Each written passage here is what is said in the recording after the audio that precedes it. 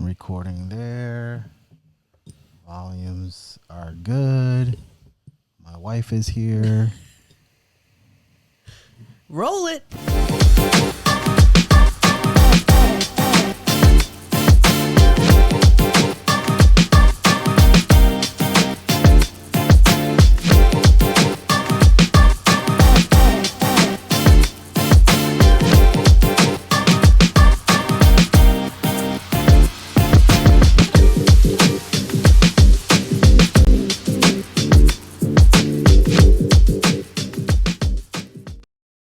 What's up, y'all? Thank you for tuning in to episode 14 of the Tina and Anderson Show. Thank you guys for tuning in again. And it looks like here I fixed what was on our screen. It said something here, and then up here had like a battery, and then over here it said like clock. Oh my God, we're such a mess. So we were like both tired, and we just threw this podcast quick because The last one. Yeah, because we want to be consistent. So we just kind of got on there, hop on there. And the whole time I can see the screen right here. I'm on the computer and I could see it right there on the TV. The whole time I did not realize that was on the screen until it was time for me to start editing it, like just kind of like cut some loose ends, put some loose ends on there. That's when I put in the, our tags for our Instagram and TikTok. And that's when I noticed. We were that tired. That's when I noticed. And I was like, well, I'm just going to put it out anyways. We were that tired. Yep. So it's gone. It's not there this time. Hey, this is us learning. You're learning with us. I mean, that was episode 12. We're only 12 in. This is 13. No, wait, this is 13. You said 14. Yeah. I don't know. Where are we? This is 14 now. So we're 14 episodes in. And we're just still trying to get a hang of it. We did a whole episode on mute. Yeah, that was in the beginning. You guys should have seen the first, when we were first trying to do this with the video, and it was a mess. We finally got a hang of that. It's just tightening it up a little bit, making it a little bit better here and there. Paying attention to detail. It's just those things that we're just trying to. We did a whole episode on slow-mo. Yeah, I remember that was that was terrible. And that was a camera. We did a couple with no sound. We were like, yep, no sound. I ended up buying 2 cameras. This camera is good, and then I ended up buying another camera that can record for longer, but the quality of this camera is better. Then I realized if you put in a dummy battery and just use that as a camera, it won't overheat. Like, these are the type of details that I've had to learn. So look, we've been 15 minutes in, and then it cut. Yeah, we've been rambling. Yeah, exactly. Yeah, I remember that. Oh, but gosh. we're rambling on, and I don't want to keep rambling on, guys. But we just want to let you know that we're beginners. I don't even say we're novice. We're learning. We're beginners. Super. It's crazy. People, it's crazy. Some people we know, like, they'll say like, "Oh, you making any money on your podcast?" And I'm sitting here going like, "We did like 13 episodes." I'm like, we've no, been doing it for like a second. No. Like, oh, so you're doing it for fun? Well, yeah, we have fun. Yeah, we have fun. If we could make money on this one day, that would be great. But we do this because we believe in what we talk about. Like and subscribe. Yes, like and subscribe.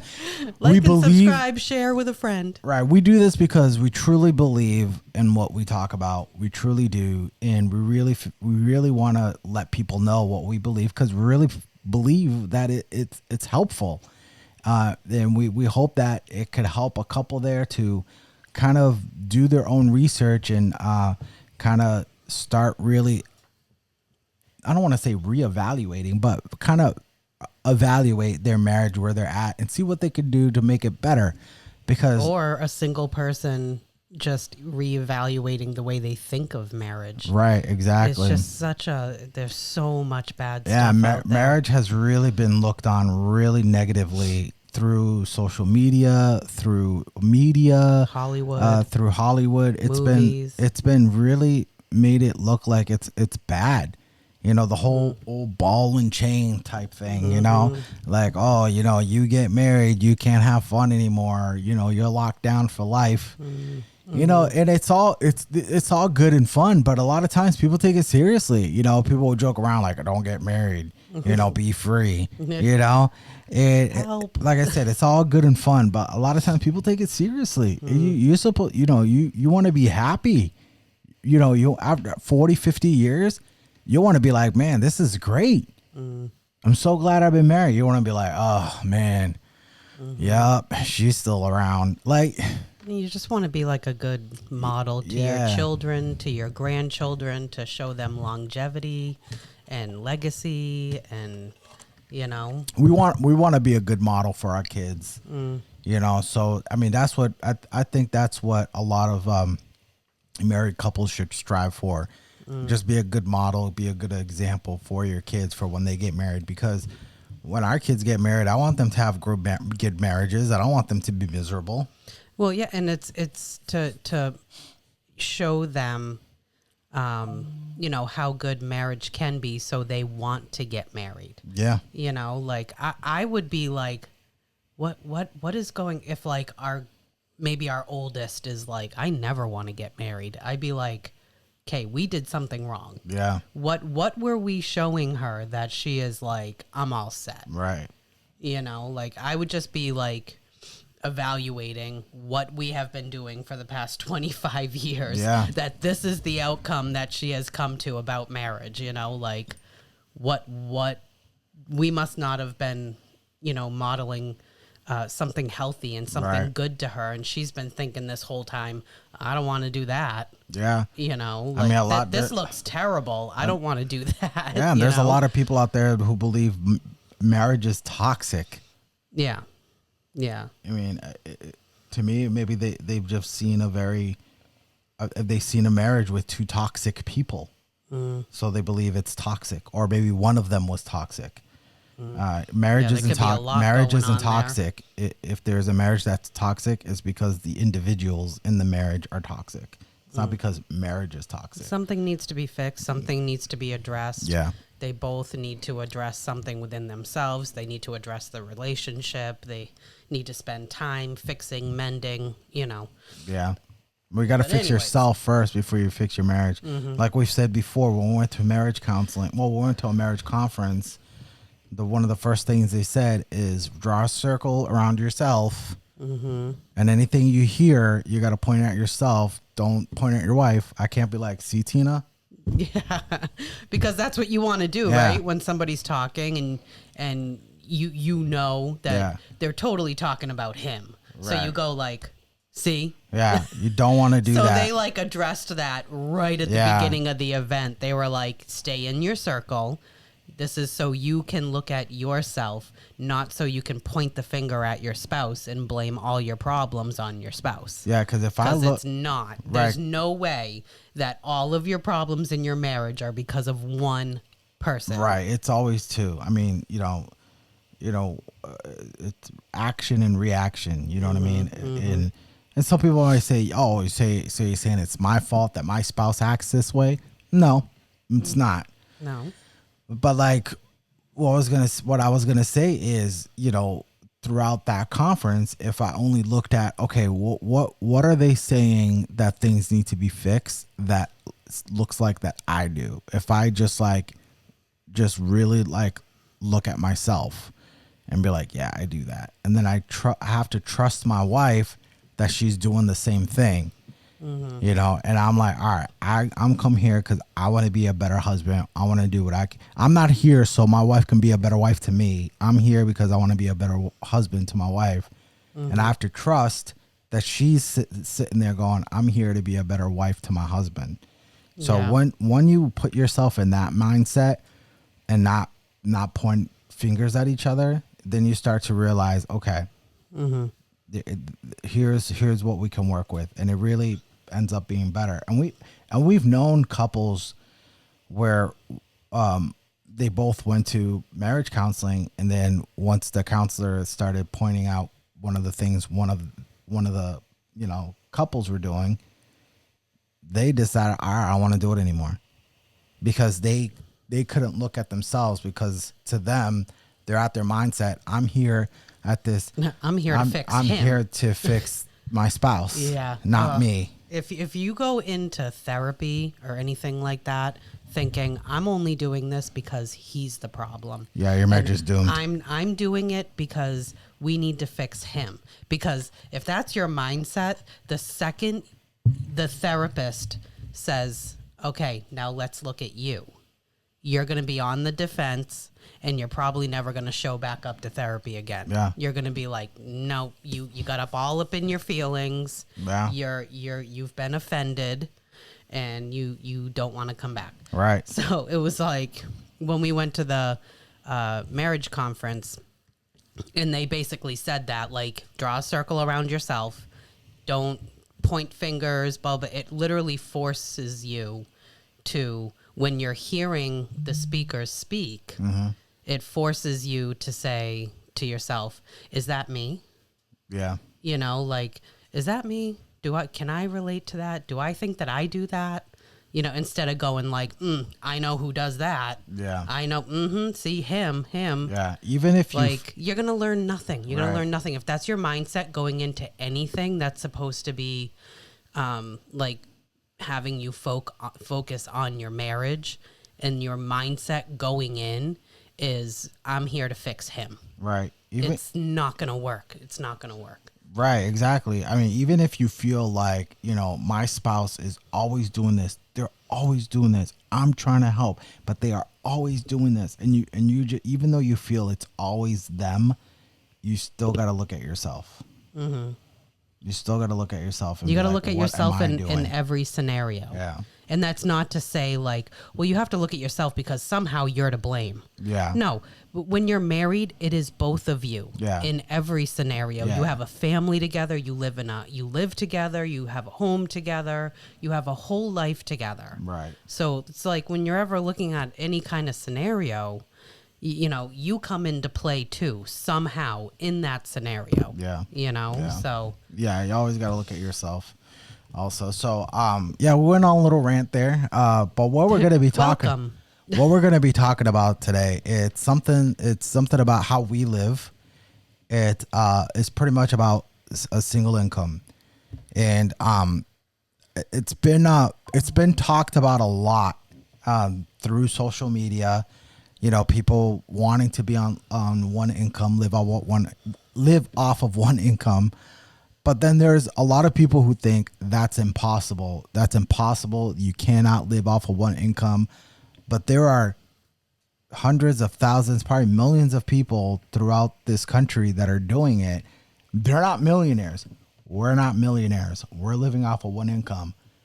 We've been doing that since I was an apprentice, you know, and I'll tell you right now, it's not easy. It's hard. It's a sacrifice. But in the long run, it definitely is better. We believe it is better. Now we know there are women out there who has a career that they love, and it's hard for them to give up their career. Totally understand that. We're not trying to tell you that women should give up a career they love and live off of one income. We're not saying that. We're just saying it's possible. We're just saying it works. It can happen. You know, and From the perspective of two people that are actively living it right now. And so we know a lot of we're friends with a lot of people where they both work, and we don't look down on them. We're never like, why do you work? Yeah, we're never like that. We're just saying that we think this is a very good way to live, and it can happen. It can work. So we got about 3 videos, and then I got like some statistics, and then I got like an article I want to go over. But all the videos Stay till the end. Yeah, but all the videos are pretty much speak about the same thing, but there's different perspectives on it. So we're gonna look at the one perspective at first, and we're gonna talk about it, and then there's 2 other perspectives. The other 2 are pretty much the same, but you'll see what we're talking about. So yeah, let's watch the first one. Here we go. I would love to be a stay-at-home mom. I would love to be a homemaker and a wife. I would love to be able to live on a homestead and go milk my cow and take the eggs out of the chicken coop and have one baby in the belly and on my hip and another toddler coming behind me. That's like my dream, but I can't can do that because the way the economy is set up is I'm forced to work. I'm forced to get an education, a higher education, a college degree in order to make enough money that I can be financially independent and afford my own home or my own rent or my own gas or my own groceries, my own insurance. And it's extremely difficult to do that. And it's very isolating as a woman when you have to do all of that all on your own and you can't find somebody that you can outsource some of those chores and financial responsibilities like you would with a spouse. So no, being a single working woman absolutely sucks. It's the worst thing ever. I hate it. I would go back to the 1950s in a second just so I wouldn't have to deal with this. Okay. Well, So that's one of the perspectives where people think it can't be done. well, she's saying it can't be done because she's single. Here's an idea. Right. Don't be single. Right. Yeah. Find a husband Strive first. to find a good doesn't- man, does a she good s- husband who has the same, you Yeah. know, goals and things that he wants to achieve that you do. And like, But here's a woman that wants that. She wants that, but she doesn't think she can do that. She has to be shown that it is possible. Now, will she do what it takes to do that? I don't know. It doesn't seem like she it. might be a professional woman, and maybe she's like, I still, if I marry somebody and I stay home, I want. You heard what she said she wants. She might want that right away, instead of working up towards it. You know, like, hey, we're gonna have to live in a small apartment at first because her husband maybe has to work his career, work his way up, make more money, and then eventually scrape, buy the farm, buy things little by little. Might take 10, 15 years. maybe it's not even a farm and you make it into a farm. Right. So, You know, like if that's what it takes, it's a process. is she willing to do that in her marriage? Is she willing to, be married with the man that she loves, raise a family, and waiting for that dream of her living on a farm? Is she willing to do that? Yeah, it's the video to me it kind of bounces because she's basically saying that like she wants that life with a husband, like she's talking about the kind of life that you could have if you have a husband because you would have his income, blah blah blah, and like she's talking like that, but then she jumps to but like I hate this single life, Right. and you can't do that being single. Well, duh. Yeah. Well, duh, you can't do that when you're single. It goes back to like I was saying, like picking the right guy and like starting at the beginning, like not wanting all of that right now. Right. Like you find a good man, you get married, you start a family together, and like he says, like your start might be a small apartment. I mean, we were in an apartment, then we were in low income housing. Yeah. Like our journey has been crazy. No, we owned a condo. We owned a condo, we lost it. And then we lived in low income housing. And then we have a Yeah. whole journey thing that we've been through Yeah. that has brought us to where we are now because it forced him to make some big changes. We made some big changes, to even buy this house. We had to change towns. I had never lived in this town before. Yeah. I had been here maybe a handful of times. I didn't, I pushed back. Like I was like, I don't want to leave the town that I live in right now. Right. This is the town I grew up in. And, but like you have to make those sacrifices Right. to be able to live and purchase a home where you can actually afford it. Right. So, I mean, there's a lot going on in that video because she's like, this is the life that I want, but also you're also not getting the other side of the video. Right. Like, well, what are you doing to actually achieve that? Or are you already defeated? Yeah. Like, you're not even with anybody right now, but you already know that you cannot achieve that. Right. There's a lot of things to find. Like, there's a lot of questions I would like to ask her. You know, like, does she live in the city? If you live in a city, It's more expensive. Can you find a guy that wants that? Maybe you have to go somewhere more rural, you know, and meet a guy that would want that. Because, you know, most people who live in rural places would most likely want a farm, you know, so and then are you willing to go live out on that farm? Are you living to go live in Mississippi where it's a lot cheaper? I just threw out the state. I don't know. But like, Yeah, you know, it's just so many variables there. But for her to just, you know, just say it can't happen. It's impossible. It's not going to happen. I mean, that's just a bad attitude. But then she's saying like, you know, like because I'm single. Yeah. Well, the scenario that you're talking about is the scenario that has a family. Right. That you've found a good man. You've married him.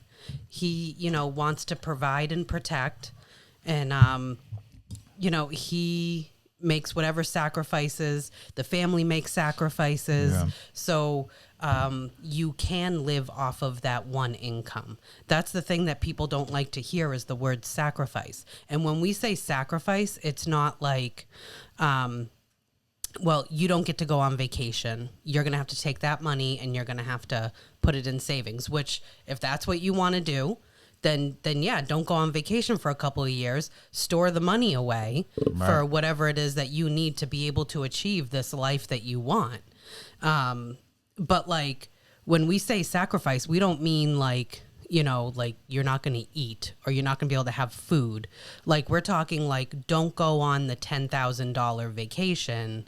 Take one a little bit more local and just get your butt over to the ocean and do a long weekend, you know, like that kind of stuff. And then there's other sacrifices that is like maybe you need to move where things are more affordable, right? You know, like that's a big decision. Like maybe you need to move out of the city and move more rural where you can afford things more. Here in Massachusetts, the further west you go, the more affordable and the more land, the cheaper it is. Yeah, and then the more land. Get more land. You don't believe when you go out to Western Mass near the border of New York or Vermont, like those areas, it's very more rural.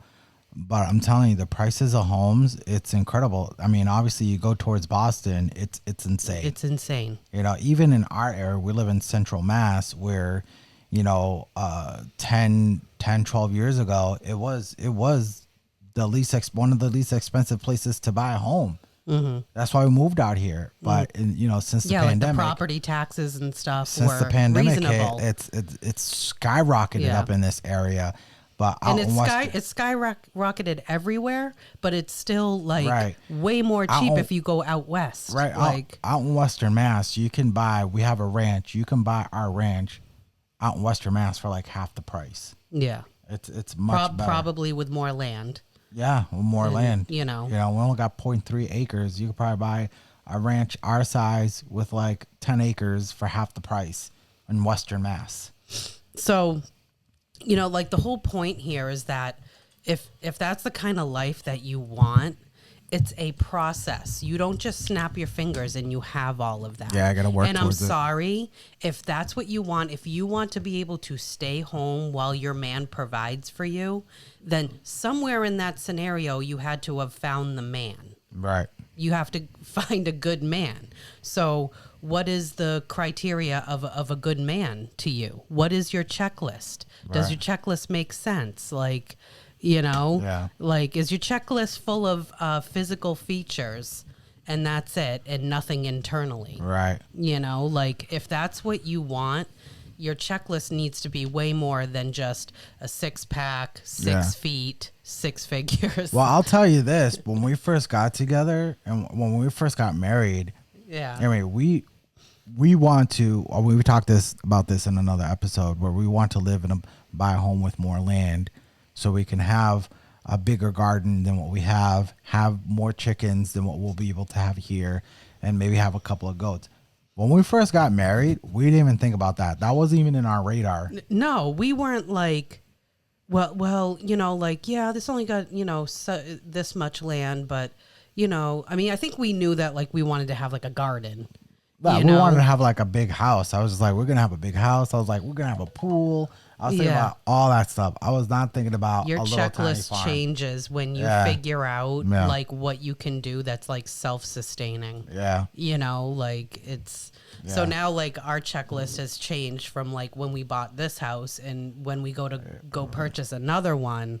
Right. We're not looking at, like, oh, we need all of these bedrooms and all of these bathrooms. Yeah. We just need, like, a little bit more living space, a little bit bigger kitchen, and then more land. Right, yeah. Like, that's what we're looking at here. Exactly. The family's going to get bigger and grandkids and all that kind of stuff and have everybody over. And so, yeah. So, I mean, there's a process if you want that, and you're going to have to sacrifice. Well, that's what people don't like to hear, the word sacrifice. And we're talking like you might have to move.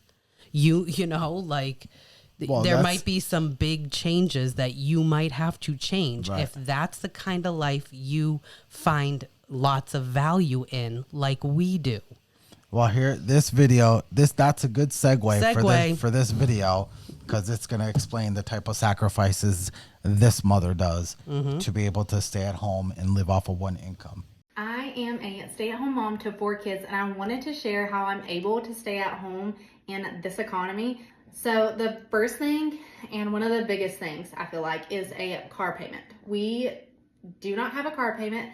And if we want to buy a car, we save up for it and pay for it in cash. It absolutely blows my mind that people pay $300 to $800 a month for a car payment. The next thing is grocery shopping. I do not buy sodas, pre-packaged food, snacks, junk food. I skip all that. Also, for grocery shopping, chicken is what I buy the most of for our meat. I would say probably about 85% of the time I'll buy chicken, and every once in a while I'll buy something else, but it saves a ton of money. Next is shopping for anything. I thrifted. So his whole outfit thrifted. Our kitchen table, or our dining room table, our light fixture, everything thrifted. I either thrift 90% of our stuff or get it from a discount store. We do not go to the salon to get our hair done, nails done, eyebrows done. I maybe get my hair done once every few years. I do my nails at home, and I don't go do my eyebrows or eyelashes. My husband, his mom used to cut his hair, but I have cut his hair the past few times. We do not go out to eat every single day. This may have to stop as the kids are getting bigger, or we may have to limit the amount of times we go out to eat. But right now we do go out to eat about twice a week.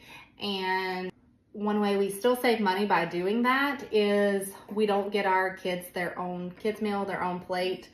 We let them eat off of whatever we're having. Or if we go to somewhere like a fast food restaurant where you can't do that as easy, we buy a larger meal and then split it. So like we'll buy a 12-piece chicken tender and then split it and get a larger fry and split it rather than everybody getting their own meal. Next is, I know a lot of people love to do this and go get a coffee or multiple coffees a day, but we cannot afford that, and it's healthier if you just make it at home. So only on special occasions do we go and buy a coffee. My husband fixes the majority of our things. Our car needs fixed, my husband fixes it. We have something wrong with the house, my husband fixes it. My husband is pretty handy and can fix almost anything, so that is helpful, but it saves a ton of money. One way that I help bring in a little bit of an income is every time that I go thrifting for their clothes, something for the house, I try to find something to buy to resell. And so that helps offset the cost of whatever I just bought. The last way that I bring in a tiny little income is content creation. I have a tiny following on Instagram and I get paid for a few brand deals, and mostly the majority of that is being gifted stuff, which has been such a blessing for our family. I've gotten a ton of baby products, toys, clothes, stuff like that, which adds up and really does help.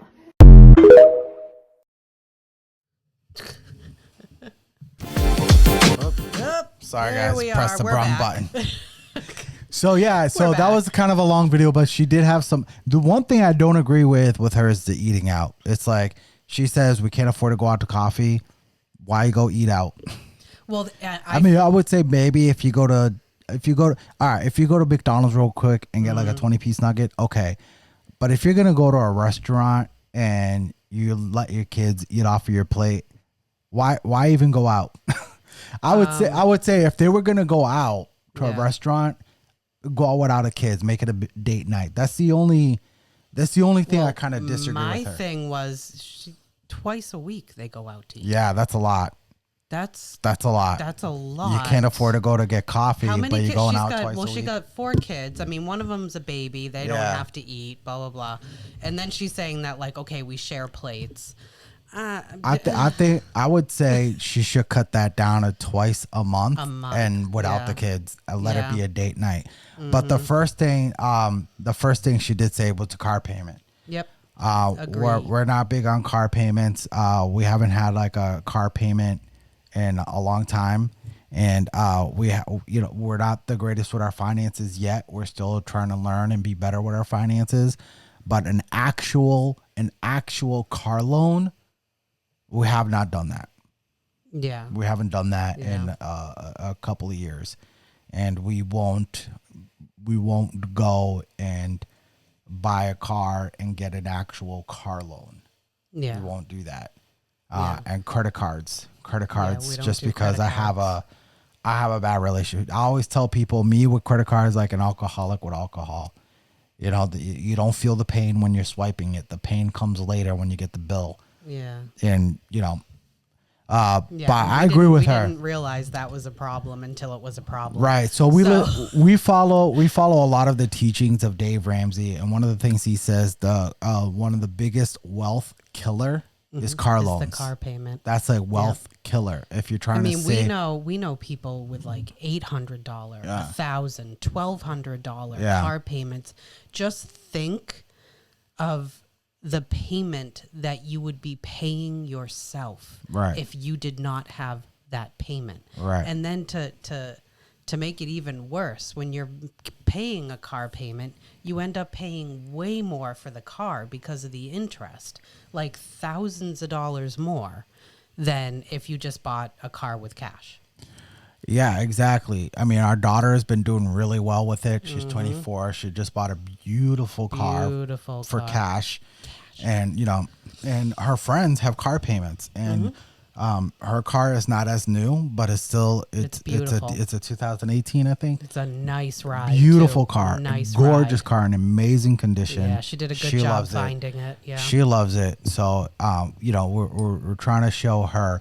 But yeah, it's one of the biggest wealth killers. That money you're paying out every month, Yep. you can put Could that be going away. to You can save it. You can invest it. So, now that I'm in my 40s, I'm thinking about that a lot. Investing, putting money away for our retirement, because when I'm not able to do my career and make that kind of money, I want to have a nice nest egg. And where this podcast goes, we don't know. We don't know how much money we'll be making in the future. And, I just want to be realistic. I can't plan on money on the podcast when I don't see it.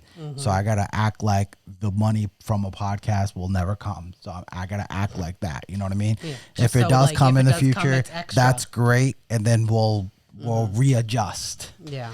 But anyways, so that's a big one. I agree with that. No car payment. That does save a lot of money. And Secondhand things, buying things secondhand. Yeah. I'll go to an antique shop. Like if I'm thinking like I need something for the kitchen, organizing wise, or something practical or something for the kitchen, I'll go check the local antique shop before I go ahead and just like order it on Amazon. You got those Pyrex. Yeah. Oh, yeah. Like you can get Pyrex at the antique shops. I'm always looking for Pyrex at the antique shops. So the antique shop that we go to, actually, it has people. It's kind of like almost kind of like a garage sale where people can rent a space and sell stuff. It's not always antique. Yeah. It's not always antique stuff. I mean, we like going to like Savers. Yeah. I used to, when the kids were younger, before we would go ahead and buy like a Halloween costume, which is like, they're so cheap and they're so, not cheap like money wise. I'm saying they're made cheaply. Yeah. The material is so cheap and you're paying like $45, $50 for a Halloween costume that you're probably just going to wear once. Yeah. So we would go to Savers first. Yeah. And we would try to like we would be standing in Savers and I'd be like, okay, what do you guys want to be? Instead of being like, what do you guys want to be? Now let's go find the store that has it. Like we would go and look at Savers. I bring them to Savers and be like, all right, what do you guys want to be? Right. Like you're picking it here. Like when they were younger. So, the like repurpose the secondhand furniture. That's a great idea. I mean, I've been to somebody's house where most of their furniture was secondhand, and it looked amazing. I mean, you saw the video. You could see the background. Her house looks great. Yeah. And I don't know how much money her husband makes, but obviously not like a crazy ton if they, if they have to cut corners and saves in some areas.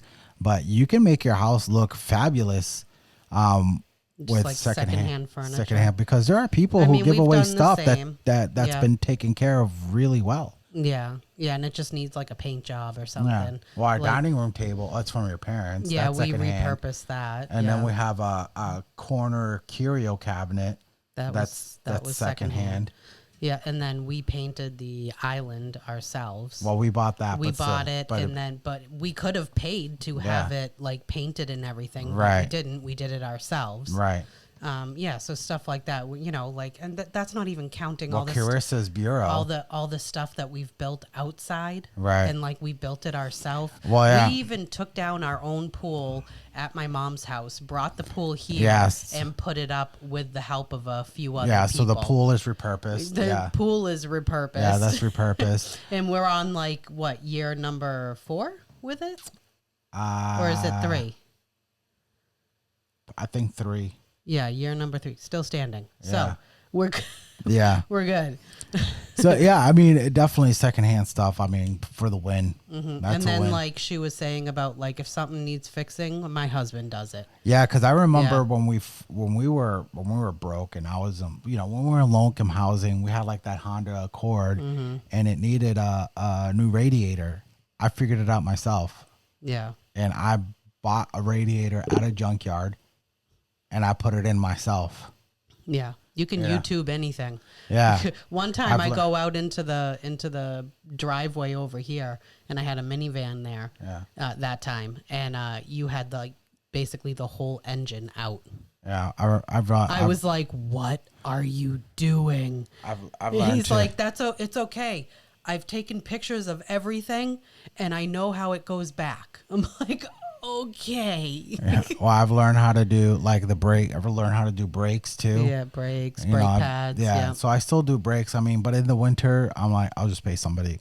Yeah, because we don't have a garage. Yeah, so. I'm in that position now. I could just pay somebody. But in the winter, if brakes need to be done, I'll do it. In the winter or in the summer? I mean, in the summer. I'm sorry. Hey, okay. And same thing with an oil change. I'll do it in the summer. Mm-hmm. But yeah, fixing stuff. I mean, these all the recess lights in here. I put. Yeah, you did anything electrical. He does, but like even we've built things outside. We did it. He did it. He did it with his dad. He did it with like some friends. We've got a deck out there. We redid both of our bathrooms, and then we redid Carissa's bathroom. Oh, here comes Maya. We're gonna have to edit it out. Yeah, she's gonna like walk through. Yeah, that's fine. So we redid our bathrooms. You Yeah, know, we we're gonna did. redo it again. We have but, to do it again. But we redid our bathrooms, and Yeah. we didn't pay anybody to do it. No. You know, so we save money doing that, and then we're Gonna be- do the our kitchen. It's just gonna get like a Yeah. facelift, you know. Yeah, so But if you we'll do learn to it. do stuff around your house, the only thing like I really paid somebody is like the plumber. We had a clogged drain. I Mm-hmm. I couldn't figure it out, and Nope, here comes Maya. We're just gonna look at her. She's like, oh, the podcast. Hi, babe. Shh. Go to your room. so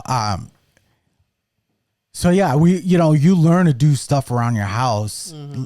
It definitely saves you a lot of money. I mean, when we had the plumber, there was a tool I didn't have. It was like this long snake and grinding out the ice in there, and I couldn't Yeah, do that. and they sent down a camera because we didn't Right, know that's where stuff the I don't have. we didn't know where Yeah. the clog was, and it was like way Right. down, and they had to take a section of pipe out. These are things Yeah, that so you we can't do on your so own. we pay. I re-roofed the house this summer. Yeah. And we knocked down a shed. Yeah, And put we built up another put up a shed new one, with a platform right. on top. Like we're painting the house Painting the ourselves. So there's a house. lot of things that you can do on your own.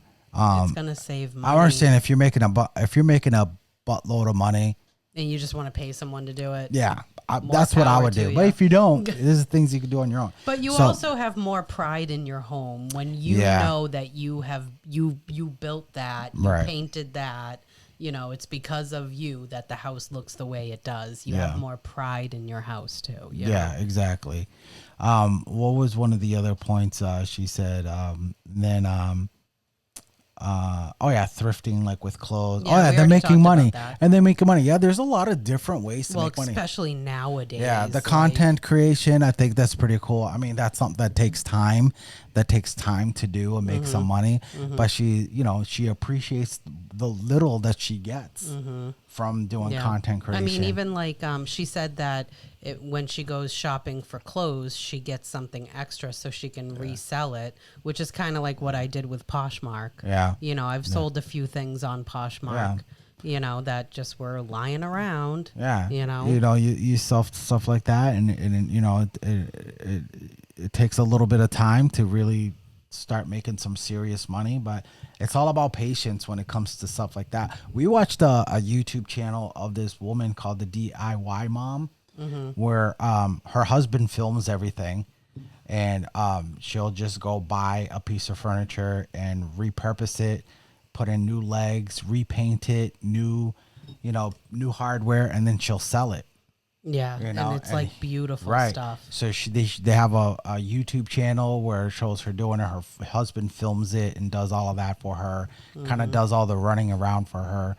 And she repurposes it, and they sell it for pretty good money, and they're making money off of their channel. Yeah. So Yeah, that's there's I mean, if you have multiple ways if you have a can talent, if you Yeah. have some knitting talent or something, just document the journey and Yeah, you'll get I a mean, following and yeah, nowadays there's a lot of money for ways for a mom to kind of make some money on the side.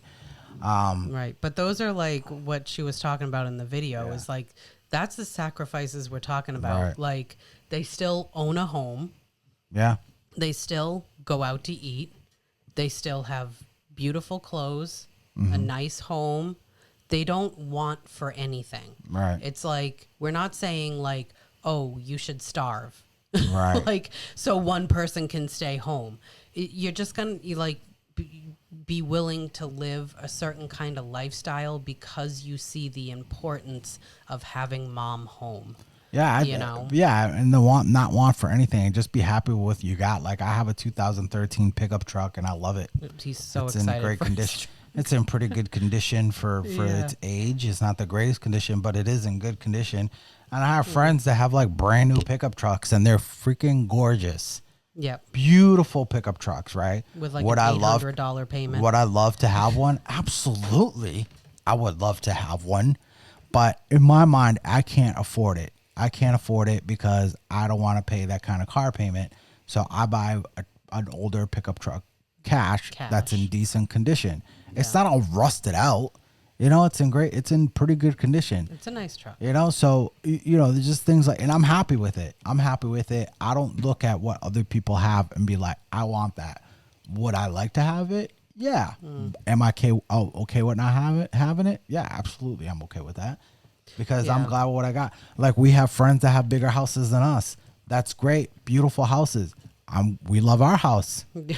I'm glad with the house we got. We're very proud of you this can't. house. That's the thing. It's like everybody has to see what everybody else got and be like, oh my God, just be okay with what you got because you got it. You got it. You got to stop trying to keep up with the Joneses. Right, because we also have friends that don't own a house. Right. So, like, we're blessed. So it's great, even though it's not the biggest house. Well, we also know where we came from. You know, like Right. it's important to reflect back Exactly. and remember where you came from. And we have been on a journey. Right. So we never will forget our past and what we've been through. Right. And we're super proud. We're super proud of this house. I mean, we're blessed. We still make sacrifices. We still do, but we're still blessed. All right, so let's go on to the third video. So basically, this is a video of a podcast, and a woman is interviewing another woman who is a single mom, and you won't believe the income they live off of.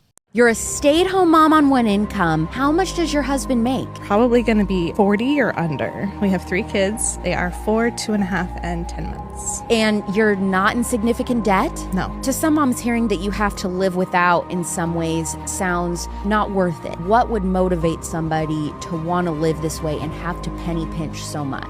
I don't have to rush to drop them off at daycare and go to work and be gone all day and then not get to see them until 5 o'clock. That's the entire day.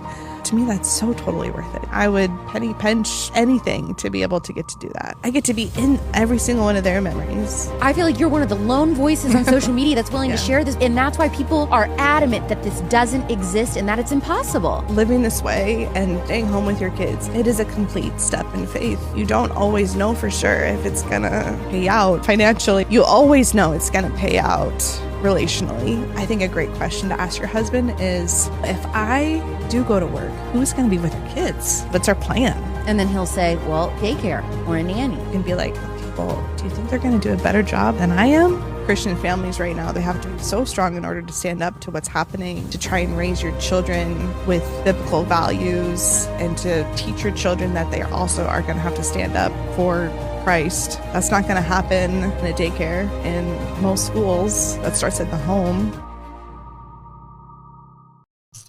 Yeah, totally agree with the faith part. You know, having your kids home and you know, you teaching them more about the faith, because when the kids did come were homeschooled, you had them go through the Bible.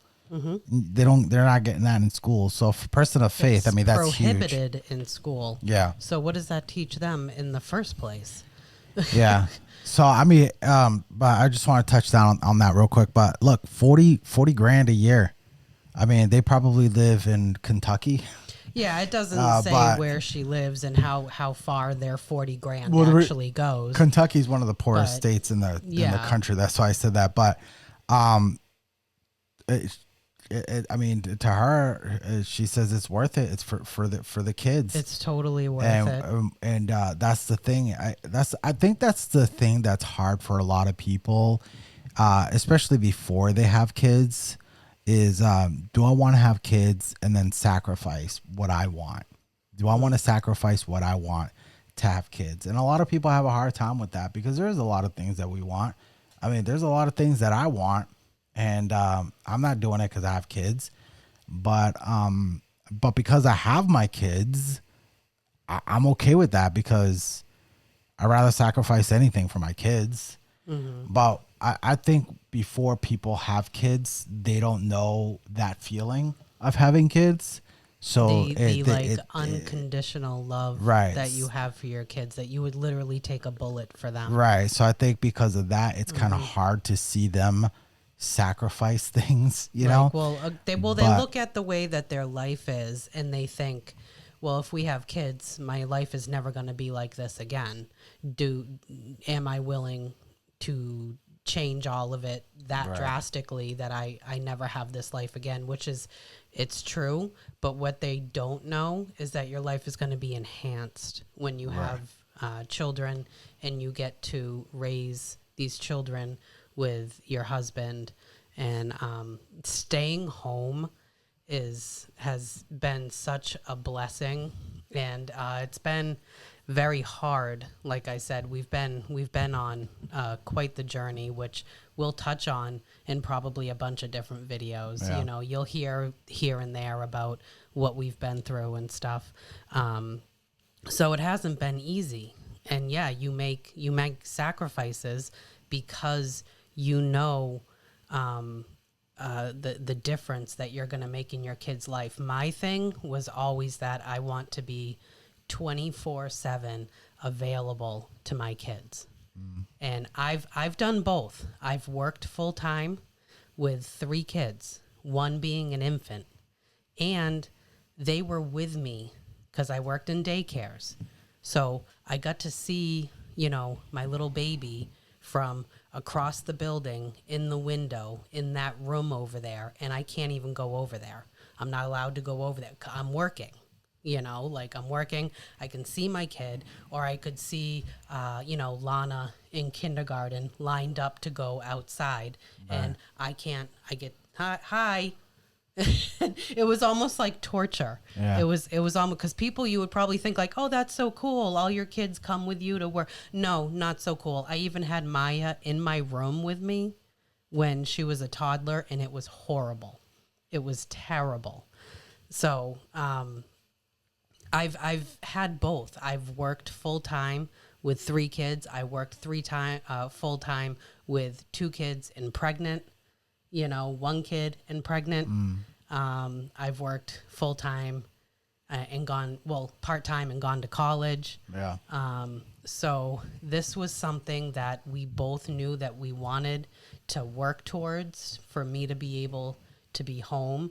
And every decision we have ever made is so that would be possible, you know, and we've set our life up around one income instead of setting our life up around 2 incomes and then realizing that I want to be home, but now what do we do about this income that's going to be absent? You know, Right. Yeah. It's, I mean, at that time, I wasn't making nearly what I was making now. So we knew it was going to be tough. yeah. And we were ready for it. And it was tough. You know, it was really, really hard, but we knew it wasn't going to be like that forever, you know? Yeah. So when I'm saying like I needed to be 24/7 available to my kids, I was there and ready to run when I got a phone call from my daughter's school that there was some bullying going on. And I'm on the phone with the principal, and I'm already on my way to the school. Would I have been able to do that if I was working and clocked in? You know, like I wouldn't have been able to just leave work and go deal with this thing. I was able to, at the drop of a hat, decide that I was going to homeschool my 2 kids. At the drop of a hat. We didn't have to change anything. I didn't have to figure out what we were going to do. Right. How do we replace this income? And I'm talking, it was the drop of a hat. It was in the snap of a finger. I was like, I'm homeschooling them. Yeah. And I could do that because we have that flexibility. Yeah. And kids that are homeschooled, they end up being smarter just because, well, I mean, the reason is because you're not throwing all this other curriculum at them that they're not gonna. I mean, you focus on their strengths. It's all filler when it's public school, because a very big misconception that people have about homeschool is that it's gonna be school at home. That's not it. We were done with school sometimes by like 11:30 in the morning because you don't have all of that filler stuff, Right. Recess, and I think it's something like, what do you have, 3 to 5 minutes to get to each class? Yeah. You know, and then like, what do you call like those extra classes? Electives and stuff like that.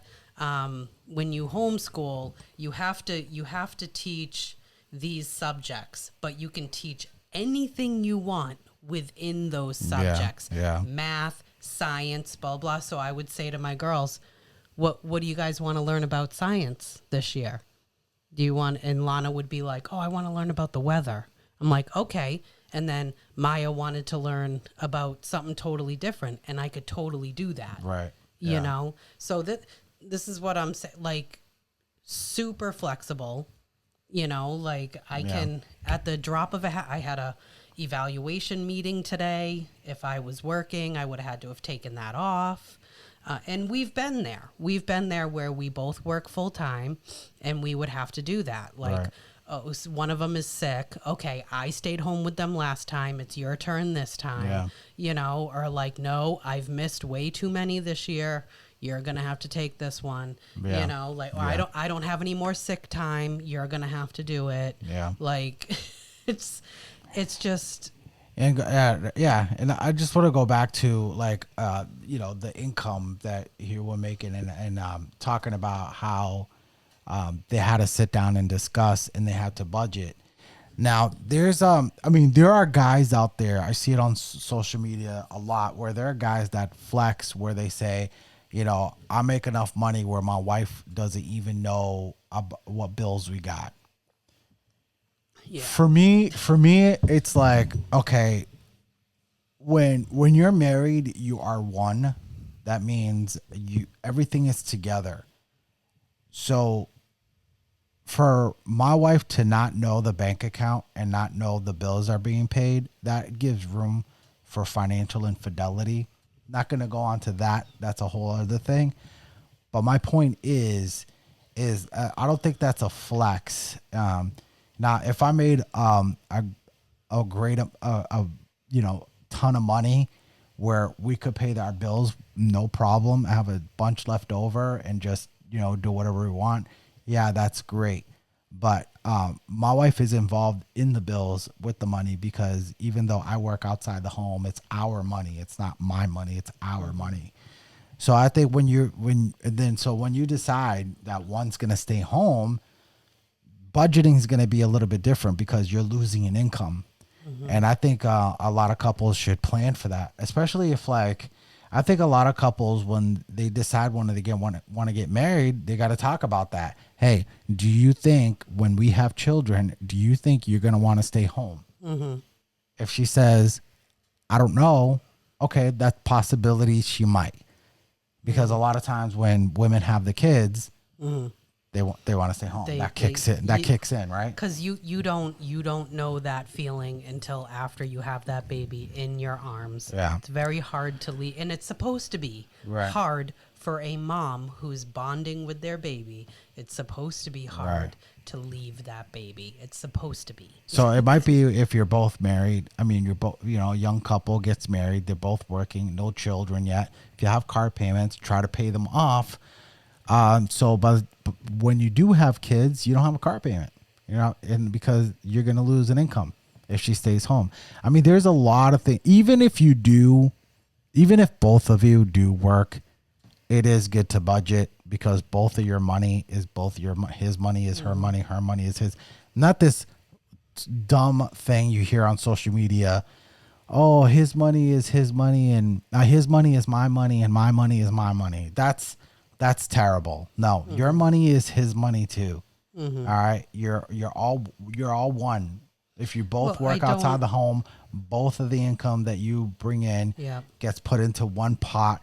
Not like if he makes twice as much as you, doesn't mean you pay, you know, a quarter of the mortgage and he pays 75%. No, it all goes into one pot, and out of that pot pays the mortgage. Not like, well, I have a car payment, so I'm going to pay the car payment with my income. He's going to pay for his car payment with his income. No, it all goes in one pot, and that pays for both y'all car payments. Yeah, we just feel, and we've talked about this many times, that you trust this person enough to have children with them. You trust this person enough to purchase a home with them, or to live with them in general, if you're renting, whatever.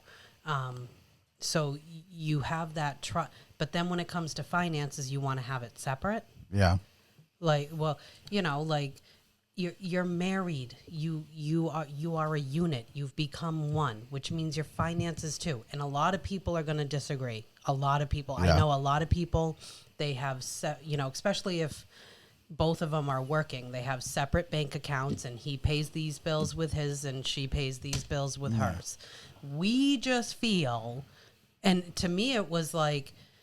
I don't even know if there was a discussion when we very first got, because I was working when we very first got married, like that we were gonna like, are we keeping separate? It just happened. We got married and we combined our We did, our and then we did it accounts. separate for a little bit, Yeah. just because we were dumb. I think we We did- tried and it. then, but then we went back to having it in one. It was my idea, thinking maybe we'll handle our money better if we have separate. No, it was dumb. No. Then we combined our Didn't income, work out and we anyways. combined our income in one bank account again. And that would have been years ago, like 20 years ago. That Yeah, we that's were, when we were and like we didn't have 3 or this. 4 years. We didn't have this mindset Yeah. about Well, we were young. Yeah, we were and young. we weren't as like tight in our faith too, like to Right. have like a biblical But marriage. we and- just feel that separate incomes. Look, we're not judging. We're not saying this is going on with every couple that has a separate bank account. But we just feel that can leave room for financial infidelity, as because, for example, say you're both trying to save up for this trip, right? But one of you goes out and buys something expensive, and the other one doesn't know. and now you can't really. Now you can't contribute to vacation Because you both do have to talk about purchases together. Not like you have to ask permission, right? You have to be like, hey, I want to get this. What if I save up about this much money until I can get this? Would you be cool with that? And they look at it and be like, yeah, if you save up this much, and then when you get it, in 8 months, you'll be able to have the money? Yeah, no problem. I mean, if your spouse loves you, your spouse is going to want you to get this thing that you want. But now they know that that's what's going on. And a lot of times your spouse just wants to know, hey, Yeah. he wants to get this or she wants to get this. Well, I think that like it only strengthens a marriage to budget together, Yeah. to be on the same page about all of your finances. And when you have separate bank accounts, that does away with that. Yeah, it's like your roommates. You don't have to really talk, because you do your thing and he does his thing, and we don't even really need to talk about it. Right. It doesn't even need to be discussed. I just do my thing, he does his thing. Just so long as we got the bills paid, his bills, my bills. Right. Cool. Then I just do whatever. You just like. That budgeting should be something that you do together. You live together, you have children together, you're married. Right. Everything else is together, but finances is where you stop. Yeah, and this is for married couples. We Wow. know there are adults that live together. You're not married, then you're not then combining we're your not finances. talking about you. You're not combining your finances. Yeah, You're we're not talking married. about you if you're not married. Right, we're not talking about you. married couples. Yeah. All right, so I wanted to. So there's these statistics here. So if you look on the left, so the dark blue is one full time, one not working, and then the red is one full time, and the other spouse is part time, and then the light blue is both working, right? Both working full time. So as you can see, and on the bottom it says that's for one kid. And then you got 2, 3, and then 4 or more. So way to the left, couples who have one kid, the ones that both work full time, that's the highest percentage, Of course. right? But as you can see, as the more kids they get, both working full time gets Goes low, down, goes down. low and low. Yeah. So as you can see, the couples that have 2 kids, there are less likely the ones who both work full time. As you can see, the one where one works full time and one works part time, that's the highest.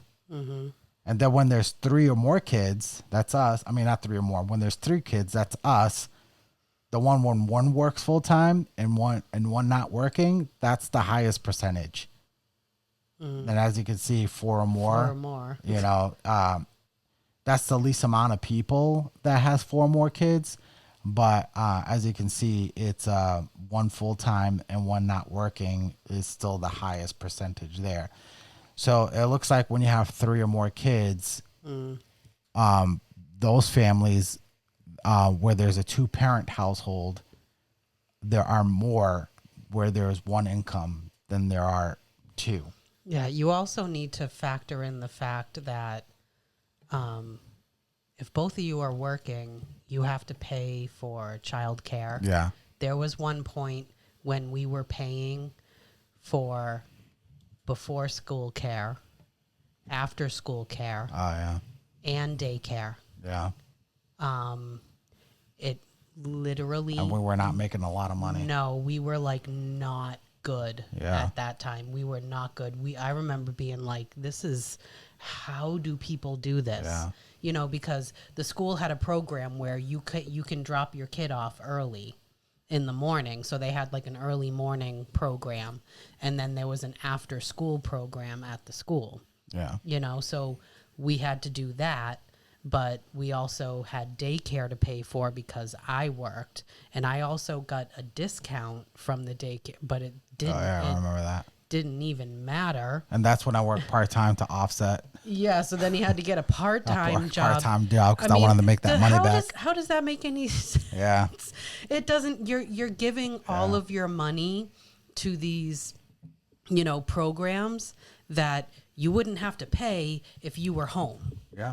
You know, Yeah. like it's, and then, I mean, you could go even further than that. Neither one of you are home, so you have to pay for a cleaning lady. Yeah. You know, like stuff like that. Like, Look, does it actually make sense? And like when we had the little children, Yeah. and we were, and like I worked at a daycare, I got a discount, and like we still had to apply for help Right. because like we couldn't do it. It was Right. insane. Well, I think like college degree. I have a college degree, and it like Yeah. it didn't do anything. I was not making good money. I think the help through the state Yeah. was a better discount than what you Than actually what I got from the daycare. from the that you daycare. worked Yep. at. Yeah. Yep. So so wanted to go over this article real quick before we go. So this is on okay, so this is six steps for going from 2 incomes to 1. So I'm going to tell you what the 6 steps are, and we're just going to discuss what we think about it. So step 1 is pay off as much debt as possible. Totally agree with that. Yep. Because even if you are living on 2 incomes, pay off all your debt. Debt is bad. Debt is bad for your financial situation, and it's bad for wealth. We totally believe on saving up and paying for cash.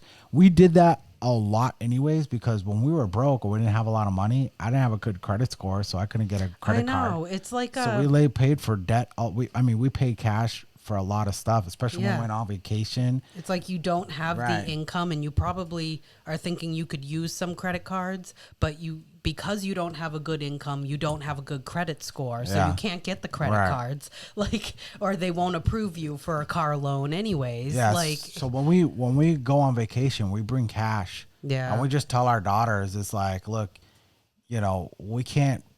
When we go on vacation, we can't spend a ton of money every day. And we tell them, once this cash is gone, that's it. yeah. You know, we're just gonna eat at the Airbnb and go to the Yeah. beach Which rest of is, the time. You know? Yeah, which is basically what we do. We do a lot of like we'll make the Yeah, sandwiches, we'll have like a barbecue, Yeah. a picnic. And we'll go out to eat You here and know. there at our favorite restaurants. You Yeah. know, we'll go, but We've learned though that it is not worth it to try to go out to breakfast with so many people Yeah, it's on hard. vacation in Maine. Like, Yeah. because everybody's thinking the same thing. Let's go out for breakfast. By the time you sit down for breakfast, it's lunchtime. yeah. So most Breakfast at breakfasts home. we just cook the at cottage. home. Sometimes it's super simple, and we're just doing cereal. Which is fine You because know? which is great because on vacation, Everybody wants to just ease into their day. Yeah. Nobody wants to like get up, get ready to go out for breakfast. Easing into your day is Yeah. really nice, you know? I mean, we'll go out to breakfast when it's just us, Yeah. you know? So Treat ourselves. we totally agree with that. Pay off as much debt, get rid of those credit cards. You want to pay for something for an emergency, get an emergency fund. Start an emergency Yeah, start an emergency fund. It's better to, you know, some people are like, oh, I want $1,000 credit card for emergencies. Get $1,000 bank account, savings account Yeah. for an emergency. Do that. Pay yourself.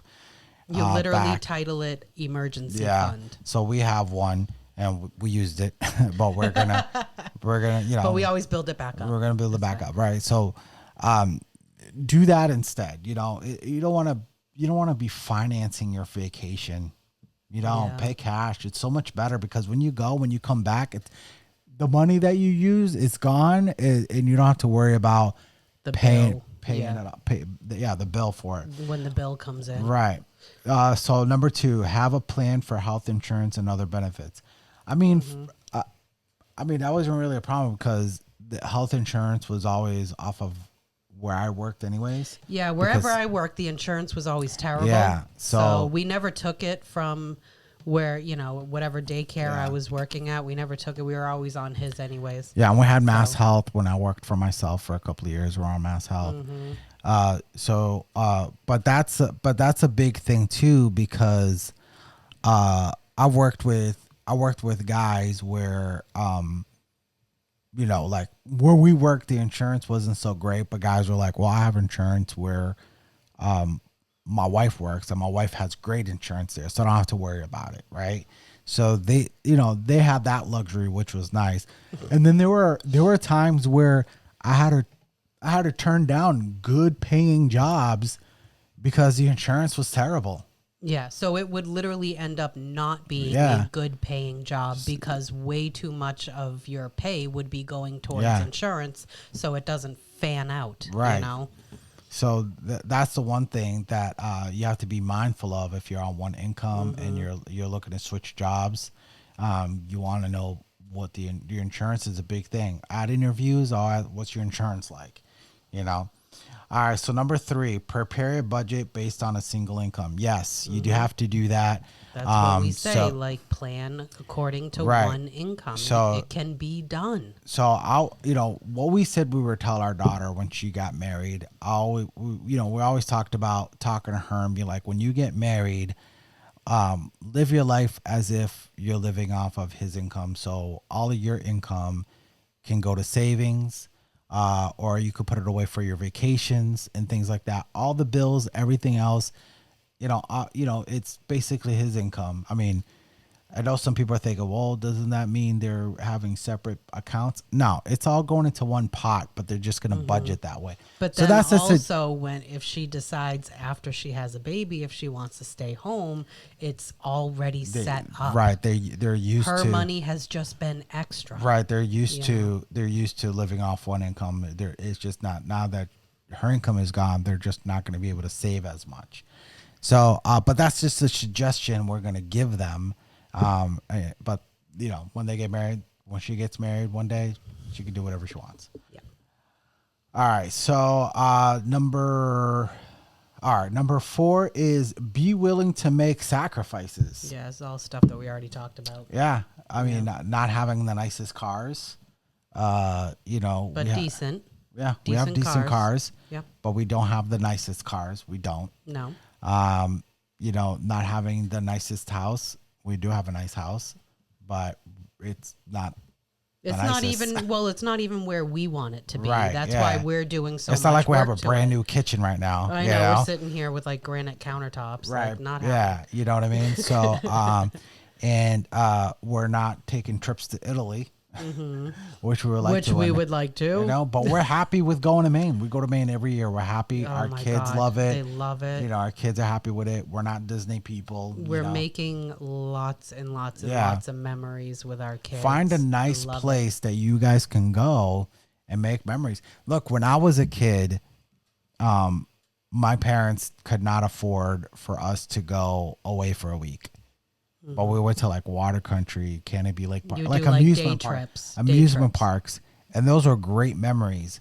I never sit here going, oh man, my childhood stinks because my parents couldn't didn't take go. me away to the beach for a week. They didn't do that. Or, I remember seeing in the winter, seeing kids with ski lift tags on their jacket because they can go, their parents take them skiing. My parents didn't, but I never thought my childhood was dumb. So basically, I mean, not dumb. Yeah, my childhood was ruined. So you can still make good memories with your children without doing Yeah, these crazy spending- lavish things. Spending a ton of Your money. kids will remember a bunch of things that you could do. Day trips, and I remember going to the lake a lot, with yeah, my we family. did the same. We would just go So to the yeah. lake. So yeah, great memories. And I've always told my parents I had great memories. So all right, so number 5, review withholdings. I don't know what this means. It says while transitioning to a single income means making do with less, there is one way it could pay off financially. Lower income may mean lower tax brackets. Plus, couples find they can claim tax credits for which their previous income made them ineligible. Yeah, so you can definitely have more tax breaks with a lower income. So but now we're a higher income, so there's definitely different tax breaks. Yeah. We don't get those tax breaks we did Yeah. when you first stayed home and I wasn't making a lot. Yeah, tax season is a lot different now. But yeah, you might maybe if you're claiming 1, you might want to claim 8, not 8, but maybe like 3 or 4 or something, less withholdings on your taxes. Still, but enough. I mean, you should do that anyways. You don't want to pay more than you should for Just so taxes. you can get it back later. Yeah, just just pay the amount you need. Even if you don't get any taxes back, that's fine. You want to pay what you need throughout the year. All right, so that's step 5. So step 6 is the last step. Keep the lines of communication open. Yeah, I mean, definitely. I would You got to say be on the same page all the time. be on the same page with You have budgeting. Be on the same page with your dreams too. I mean, we always talked Goals. about. Yeah. For the longest time, we talked about a house, and we went for walks and looked at houses. We would look at houses online and drive and go see them, even though we couldn't find a house yet. I mean, we couldn't buy afford a a house house yet, but that was our way to keep the dream alive. Now we watch videos of houses in Maine because we want to move to Maine one day. We're not ready right now. We don't know when we'll be ready, but that's kind of our way to keep the dream alive. That one day we're gonna live in Maine, and we might live in a house almost like the ones we're looking at on online or on YouTube. That's just the way us dreaming, and plus sometimes we get ideas for this house. Yeah. So we should do that here. yeah, definitely dream together. That's a huge thing. It's important. To Even whether you dream together. whether you have 1 income or 2 incomes, when you're married, dream together. I mean, you are one. You're definitely gonna have separate interests. You're 2 different people, but you're living together. You vow to have a life together and children together. Why not dream together? Figure out what you want in life and where you want to, whether it's to live somewhere or to have a certain house or have a dream trip somewhere. Always dream together. It's huge, and it definitely makes your marriage more exciting because you're both looking forward to something that you don't know when it will happen, but you're working towards it and you're excited about it. It's like, look, I have somebody with me that is believing with me. And because of that, it makes that reality more real. That it can definitely, because if you're just dreaming about it yourself, you can have doubts. You're like, I don't know if that's gonna happen. But when you have somebody dreaming that with you, it just makes you feel it's gonna be more of a reality. Yeah, and I think like where it's talking about keeping the lines of communication open, it's just important when you're living off of 1 income. Like if something's going to be going on with your income, like I need to know, or like anything along those lines, or something extra has come up, and it's gonna affect like what, how we're paying the bills this month, or like you have to, it's like hyper communication when you're on one income, and then like also like just not having so many things separate, because he's at work and I'm at home. And I used to be really bad at keeping him like up to like what was going on at home. Like he'd be like, "Oh, where's Carissa?" And I'd be, "Oh, she's at a sleepover." "Oh, I didn't know that." Like to include, because stuff's going on at home, but he's at work, so he doesn't know. And, those lines of communication should always be, so he knows what's going on at home and everything like that. And just keeping him involved. Oh, they're his children too. That's definitely. I used to be really bad at saying yes to the kids, but not even involving you. Like that, I used to be really bad. Like Carissa, "Oh, can I go for a sleepover or whatever?" And at a boy's house? Yeah, no. When did that happen? Anyways, and not being like, well, let me ask your father first. Like I used to be really bad at that.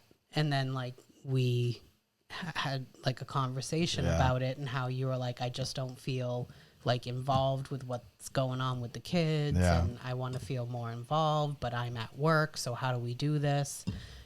So there's that kind of communication too, that I think that's also talking about. And big time with finances, because that's actually, that's a lot of times that's one of the big reasons for divorce is finances. Because it brings on immense stress. Right, something that's small, immense. Like say if you're on a budget and you're like, all right, $40 a week for coffee, going out for coffee, and you could be like, "Hey, I bought a coffee today and I exceeded the budget, so just want to let you know, so you won't get a coffee."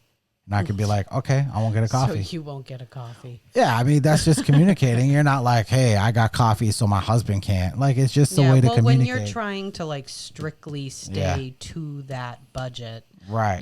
That's the kind of communication that you would definitely need. Yeah, and that's not to be like, "Oh, you're answering to him because you spent money and you need to answer to him." No, it's a respect thing, and it's to keep each other in the loop at all times. Yeah, it could be like, "Hey, I forgot to pay this bill last month, so this month I have to pay double. So when I pay it, it's going to be less money in the account." Just want to let you know. That kind of stuff. Like things like that, you definitely want to be in a communication and let each other know, and just be understandable, not just be like, "How could you not pay it last month? What's the matter with you?" Nah, this isn't time to start an argument. Now, if it was happening like all the time, then be like, "What the heck's going on?" Still don't yell. Just be like, "Listen, what's going on? This is happening a lot. Do you need help?" Another way to communicate. "Do you need help? Is there something I can help you so this doesn't happen again? Is it too much? Yeah. Do you want to pay part of the bills and I'll take care of some of the other?" Not separately. I'm just talking about the action of paying them. Yeah. Not which happens separately. because he makes the income, but he works so much because he works side jobs. He works a full-time job, and sometimes he's working the weekends. So for years now, I've been the one that I sit down online and I pay all of the bills. I pay mostly all of it online. So like I have to remind myself sometimes, like I'm so used to just like, this is my thing that I do, boom, boom, boom, it's done. Like I have to remind myself, like, ask him for his advice. Like if I'm like, "Okay, listen, we have to pay this, this, and this. Okay. We don't have the money for all three, but if we don't pay this, it's going to get shut off." Like, so which way do you think we should go, to like relieve that kind of a stressful situation from only being on me, and remembering that I can confide in him and be like, "What do you think I should do? I'm kind of put up against a wall here. What do you think what do you want to do?" Right. Yeah. And then because I know he's not going to yell at me. He's not going to scold me. He's just going to try to help me. Yeah. You know, so if your wife asks you for help and all you do is yell at her, then she's never going to ask you Yeah, again. big no-no. And she's just going to keep that stress on herself. Yeah.